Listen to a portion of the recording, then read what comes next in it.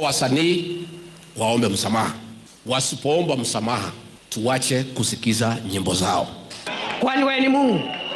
Ladies and gentlemen, welcome back to Hezbon TV updates. Guys, don't try to swipe up this video. Na kama hujalike video, hakikisha umelike, na kama hujasubscribe hapo chini, hakikisha umesubscribe na utakuwa mtu wetu wa maana zaidi. Kumbuka zile memenda ambazo utakuwa na subscribe na ukilike video zetu, wacha Mwenyezi Mungu akupiganie, akuongoze, akulinde kwa kile ambacho unakifanya pale popote ulipo. Mtazamaji wangu, leo nataka nikupeleke moja kwa moja hadi kwa huyu anayejulikana kama Kindiki, the Deputy President of the Republic of Kenya. Ameweza kushambulia huyu, ameweza kurusha bombshell kwa huyu the former Deputy President of the Republic of Kenya. Hebu tazama kisha uniambie pale kwenye comment section, unanitazama ukiwa maeneo gani, unanitazama ukiwa county gani, na utakuwa mtu wetu wa maana zaidi. Hebu tazama. Wasanii waombe msamaha.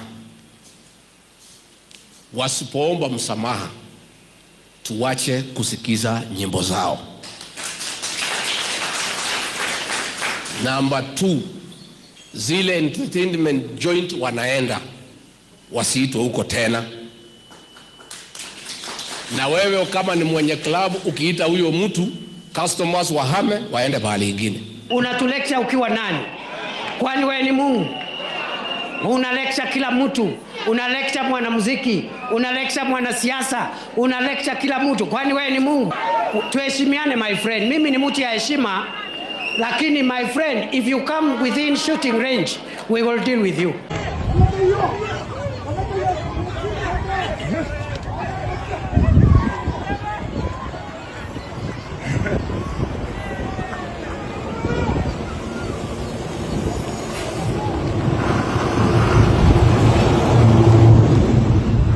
Hata Ruto mwenyewe akijifanya ndiye chairman wa IBC, Ruto must go.